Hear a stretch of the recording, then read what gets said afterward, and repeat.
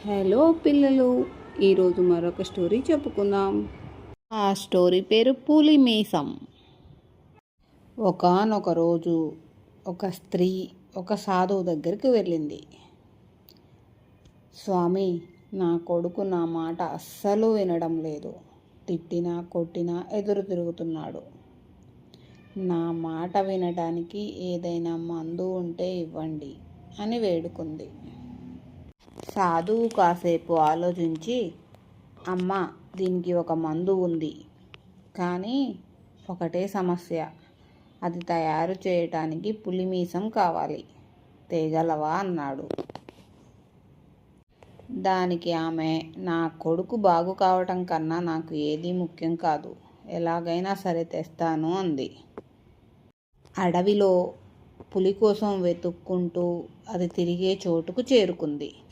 పులి ఆమెను చూడగానే గట్టిగా గాండ్రించింది. ఆమె అదిరిపోయి కొంచెం దూరంలో దాన్ని అలాగే కాసేపు గమనిస్తూ నిలబడి తిరిగి వచ్చేసింది. అలా వరుసగా రోజు పోసాగింది. మొదట్లో పులి ఆమెను చూస్తే గట్టిగా అరిచేది కాస్త కొద్ది రోజులకు అరవటం మానేసింది. ఆ తరువాత ఆమె ఒకరోజు మంచి విందు భోజనం తీసుకొని అడవికి వచ్చింది. పులికి దానిని చూపించి ఒక రాయి మీద పెట్టి దూరంగా పోయింది. పులి వచ్చి తినింది. అలా 10 రోజులు దాటేసరికి పులి ఆమెకు కనపడగానే ఆహారం కోసం ఉరుక్కుంటూ దగ్గరికి రావడం మొదలుపెట్టింది. ఆమె పులికి స్వయంగా తినిపిస్తూ మెడ నిమిరేది.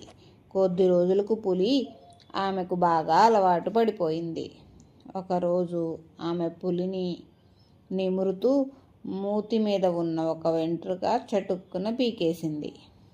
పులి కొంచెం బాధగా మూలిగింది, కానీ ఏమీ అనలేదు. తరువాత రోజు పులిమీసం తీసుకొని సాధువు దగ్గరకు వచ్చింది. సాధువు జరిగిందంతా తెలుసుకొని, అమ్మా, పులినే లొంగ తీసుకున్న మీకు కొడుకును లొంగ తీసుకోవడం ఎంతసేపు? ప్రేమగా మంచి మాటలతో ఓర్పును చూపిస్తూ పులిని దారికి ఎలా తెచ్చుకున్నావో అలాగే నీ కొడుకును కూడా తెచ్చుకో. తిట్టడం కొట్టడం వల్ల ఈ లోకంలో ఎవ్వరూ మారరు అని చెప్పాడు. సత్యాన్ని అర్థం చేసుకున్న ఆమె సాధువు కాళ్లకు మొక్కి ఇంటికి బయలుదేరింది. ఈ కథలోని నీతి ఏమిటంటే, తిట్టడం కొట్టడం కంటే ఓర్పుతో, సహనంతో, మంచి మాటలతో మార్పు తీసుకురావచ్చు ఎలాంటి వారిలోనైనా. కథ మీకు నచ్చినట్లయితే కామెంట్ చేయండి. అలానే please like, share and subscribe.